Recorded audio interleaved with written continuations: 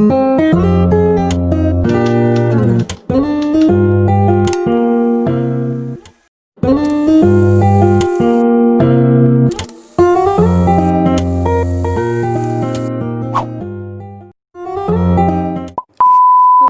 horizontal atau horizontal communication merupakan komunikasi yang berlangsung secara mendatar atau sejajar, seperti antar manajer, antar karyawan, antar mahasiswa, dan lain-lain. Komunikasi ini biasanya dilakukan di luar jam kerja dan tidak menggunakan bahasa yang baku.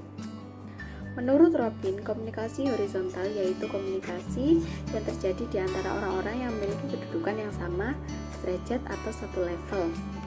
Fungsi dari komunikasi horizontal itu sendiri yaitu untuk memperbaiki koordinasi tugas, upaya pemecahan masalah, saling berbagi informasi, penyelesaian konflik, dan koordinasi. Selain untuk mencegah adanya tendensi-tendensi, koordinasi juga digunakan untuk memelihara keharmonisan dalam organisasi. Contoh bentuk komunikasi horizontal. Pertama, komunikasi yang dilakukan antar sesama manajer. Seperti yang kita tahu bahwasanya seorang manajer di setiap perusahaan pasti memiliki tugas dan fungsi yang berbeda-beda, di mana untuk menyatu padukannya mereka membutuhkan sebuah komunikasi dan diskusi agar pekerjaan mereka bisa berjalan dengan lancar. Contoh yang kedua, komunikasi yang dilakukan antar sesama karyawan. Komunikasi yang dilakukan antar sesama karyawan ini merupakan salah satu contoh bentuk komunikasi horizontal di dalam suatu perusahaan. Mengingat masing-masing karyawan pastinya akan saling membutuhkan, sehingga mereka melakukan komunikasi, berdiskusi, dan interaksi dalam menyelesaikan pekerjaannya.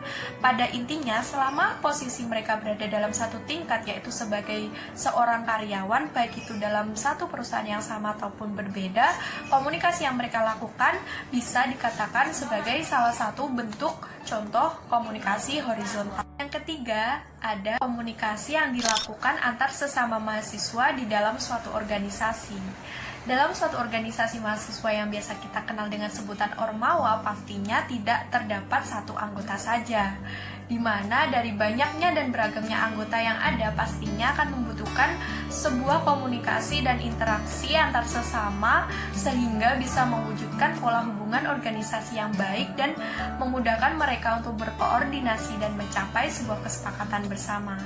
Oleh karena mereka memiliki kedudukan yang sama-sama sebagai seorang mahasiswa dan sama-sama sebagai seorang anggota organisasi, maka komunikasi yang mereka lakukan bisa dikatakan sebagai salah satu bentuk komunikasi horizontal atau sejajar. Jadi, dapat disimpulkan bahwa komunikasi horizontal merupakan komunikasi yang bersifat sejajar seperti ini, ya, sejajar. Di mana kedudukan komunikasi ini memiliki kedudukan yang sederajat atau sama seperti manajer dan manajer ataupun pegawai dan pegawai. Ingat ya, komunikasi horizontal merupakan komunikasi yang sejajar atau sama kedudukannya. Jadi jangan salah lagi. Presentasi dari kelompok 14 tentang komunikasi horizontal semoga dapat membantu.